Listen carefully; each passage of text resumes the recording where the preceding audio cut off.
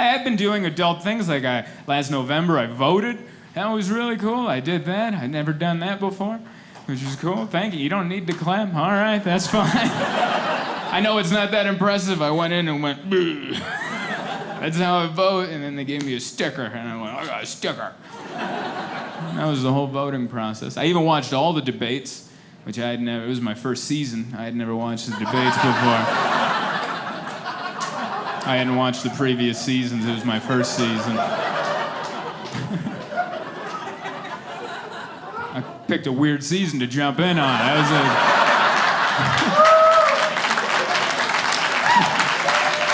was like, this is what I've been missing? This is crazy. It was a weird one. But I'm glad that I watched, because like, I'll be honest with you guys, it's good to pay attention, because in 2012 I didn't vote for Mitt Romney. Not because I knew any of his politics, but only because he had jet black hair with gray on the sides. And I grew up in the 90s, and that's every villain in every cartoon I grew up watching. And I'm like, I can't vote for that guy. He's gonna poison the drinking water and try to kill the Ninja Turtles. I can't have that on my watch.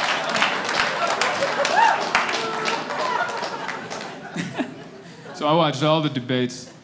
Those debates were so funny.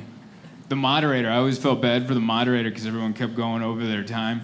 And he kept going, your time is up, your time is up, your time is up. He said it so many times that to a point I was like, I think he might be talking to the country. Like, he's not talking to the candidates. That's a message for us. Hey, your time is up. Head for the hills. Get those canned goods in the four-wheel drive. We're done here. It was so odd. We voted. My voting situation was weird because I voted at my neighbor's house. I don't know if that happened to anyone else. That was my polling place. It was my neighbor's house, which kind of took the shine off the proceedings a little bit. My wife and I, we just walked out of our house. We walked around the block, and my neighbor set it up in his garage. That did not feel official. Like, that is not how you pick the next king. This feels wrong. I went in there, I put my Starbucks on a stack of like empty paint buckets. He gave me a Scantron with a Sharpie. I went to a booth that was snapped together with cardboard. I just remember looking at my wife going, I don't think they're counting these. Call me crazy, we're in a garage right now. So bizarre. I didn't just vote for president, I voted on all the propositions. I read most of them. It's a lot of reading. I went in with good intentions. The first third, I read every line. I was like, informed decision. The next third, I started skimming. There was some skimming that started happening. And that last third, I was just like, yes, yes, no, no. Is there a C? I remember in high school there was a C if I didn't know. I still thought I did a fine job until we were walking home. My wife was like, hey, what'd you put for the death penalty? And I was like, ooh, that was on there? They should have put that higher up. We messed up in San Diego. Question 1 was like, hey, do you want the Chargers to get a new stadium? Number 85, how do you feel about killing people? A little bit.